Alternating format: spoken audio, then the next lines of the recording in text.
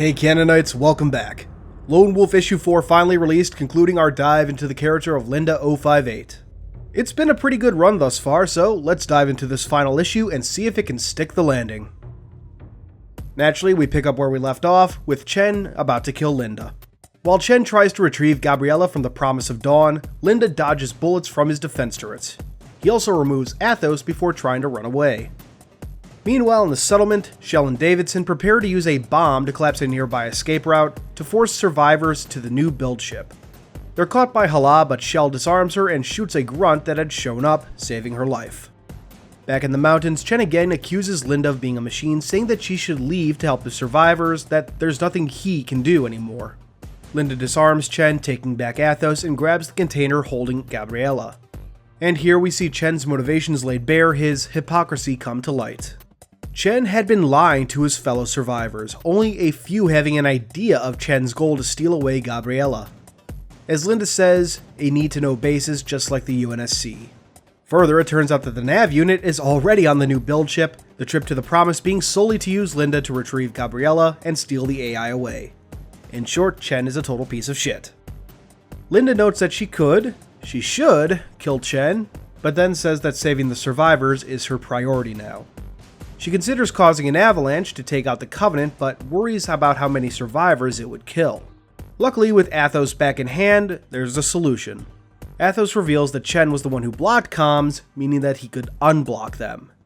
Chen, all but defeated, admits to this, meaning that they could warn the survivors first, and that he could set off the avalanche too. Linda considers this, and to ensure that Chen doesn't just run away or isn't captured by the Covenant, she shoots him in the leg. This was an absolutely perfect way to conclude things between Chen and Linda. We have Linda throughout the engagement once again proving that Chen's notions about her are completely wrong. She could have killed him at any point, but instead chooses to dodge bullets from the turrets and disarm Chen. In the end though, she does leave him for dead, fulfilling her orders, but also leaving him with a chance to earn some redemption for all that he's put the survivors through. It's a wonderful look into Linda's mindset, without compromising her or forcing any odd arc about learning a lesson or some such, as I had worried about early on. Back at the camp, Shell is trying to get the survivors onto the new build ship, which oddly looks like an oversized Condor.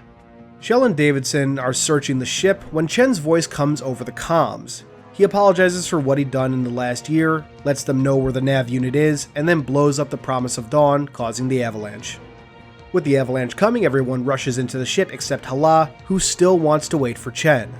Shell decides that she won't abandon Hala, but luckily both women are saved by Linda, who apparently has a jetpack now. These definitely aren't the integrated thrusters like we see in Halo 5, because she's literally flying around for a bit with them. They remind me a bit more of the integrated thrusters, or jets, whatever you want to call them, that we see in the Halo 4 prologue, that Chief briefly uses in Halo 4, or that we see in the animated version of Halo: The Fall of Reach. It's really odd though that she seemingly didn't use these before, especially when she was jumping up a cliff face in the last issue. Anyway though, moving on. The comic comes to a close with Linda being debriefed by the Oni agent from the first issue, Athos complimenting her on her performance, and with a couple of surprised guest appearances. Indeed, those other Spartans are Hazel A302 and Owen B096. The last panels show Gabriella at Outpost Discovery, greeting guests, and, in a callback to Linda's comments on Reach back in issue 1, telling the tale of the fall of Reach. As something of a double reference, Gabriella says, quote, "The fall of Reach began not with a bang, but with a whisper." This is a reference to T.S. Eliot's poem The Hollow Men, which ends with the lines, "This is the way the world ends, not with a bang, but with a whimper." Cortana also references this poem in the Halo 3 announcement trailer. This is the way the world ends. And the Cortana letters from 1999. It's a pretty cool way to end the comic, in my opinion. And that concludes Halo Lone Wolf, a fantastic comic that tells a kind of story we haven't really seen in Halo comics before, and gives us a long overdue insight into the original Lone Wolf Spartan, Linda 058. Linda's characterization throughout was fantastic, showing a wit that we probably previously could have speculated at but never really got to see. This was compounded by her interactions with Athos, the two often trading witty comments and jabs. Speaking of, Athos was a great way to get into the mind of Linda without literally getting into her mind. While I certainly wouldn't have been against keeping Linda's dialogue mostly internal, I think that would have resulted in some missed opportunities that this comic was otherwise able to capitalize on. Chen was an interesting antagonist, and though I enjoyed him overall, I do feel like we didn't get the chance to dive into his motivations as much as I would have liked. The story overall was great, set a year after the fall of Reach, after the end of the Covenant War, and explores some of the issues left in the war's wake, such as people once thought lost or dead suddenly showing up again.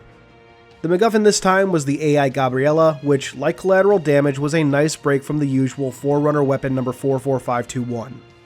Overall, it's been a breath of fresh air lately to take a break from Forerunner artifacts as the primary driving force behind a Halo story. So much so that I think I'm ready for a return to Forerunner artifacts in a prominent way in upcoming Halo stories if 343 decides to do that. One thing that did bother me at the end though was the appearance of Outpost Discovery. While it ultimately ties in well to themes brought up earlier in the comic, it did feel a bit jarring. I think I would have preferred a final exchange between Linda and Athos or a final line from Linda, but the tie-in wasn't a deal breaker or anything. With Lone Wolf concluded, it's time for our rating. With careful consideration, I'd give Halo Lone Wolf an 8 out of 10. A slight step up from Collateral Damage, but not perfect.